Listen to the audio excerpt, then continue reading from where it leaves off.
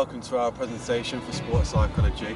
We're looking at why coaches should work with sports psychologists to optimise performance. We're here today at Nottingham Forest Nigel Doughty Academy to interview Steve Jettle, youth team coach for Nottingham Forest. No, well, we've worked alongside sports psychologist with Richard this season, who's dealt with the players either 1v1 or within units or within the teams. What we've tended to do is speak to Richard on how people are feeling, their emotional feelings, how things are away from here as well, and it gives us some kind of background. When I was a player, you had to fend for a lot of things yourself or go straight to the manager, where you've got some kind of middle ground now where you can work with somebody else as well in their own specialist field. I think it's because some people weren't prepared to say that they needed any help. Now people need all the help they can get, whether it be from coaching staff, technical staff, psychologists, nutritionists. It's a huge team that we've built around us here. And I think psychologists used to get a poor name, but they were shrinks basically, where they're not. They're looking to optimise performances and get the best out of the players and coaches. I think you should be. I think if you can gain 1% from anything, I think you should take it, whether it be any department. We've had ourselves looked at through the psychologist as well. We get written reports on our team talks, on how the group have been in pre, during and after team talks. So we get some feedback and we can look at ourselves as well. So we're always learning. I'm mid-40s and every day that I come in here I learn something, whether it be through senior coaches, whether it be through external factors like psychologists. Every day is a school day. So I think we've benefited massively from having people around who can help these kids a little bit more. We're here at the Forest ground today to interview Richard Hampson, a sports psychologist working with the youth team. Well, I've sort of worked with the under-18s reserve team, or under-21s as they're called, on a one-to-one basis with a number of the players who sort of want to take up a psychological service.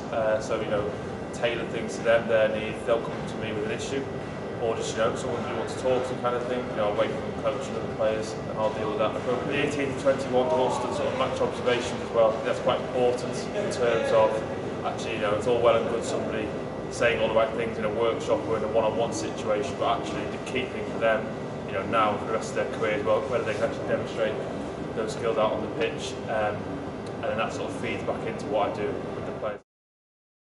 Official one. Personally, I try and stem my work from sort of a CBT, cognitive behavioural therapy, and an REBT approach, rational emotive behavioural therapy. Those approaches believe that it's not a situation itself that causes somebody distress or causes someone like nerves, anxiety, anger. So it's not the game of football, against, let's say, a youth cup quarter final itself that causes someone those nerves. It's the way they perceive that situation. So actually, rather than sort of just scratching at the surface and giving them sort of a visual imagery technique or something like that, actually getting underneath and trying to find out exactly what they think the consequences of that potential game are, what their often irrational and dysfunctional beliefs are, and then trying to almost do a bit of myth busting with them and give them sort of some truth and logic. Coaches and sports scientists should all be trying to work closer to create that sort of 360-degree approach to getting every sort of drop out of an athlete that you possibly can, because that could be the difference between winning and losing. Second thing, within youth teams specifically, I think people are at that sort of adolescent age group are at a really critical stage of their not just sporting career but lives kind of thing. And if we can get, as again I go back to those beliefs I was talking about a minute ago, if you can get more sort of stable, rational beliefs into people at that point of their life, it's a really critical time in my opinion.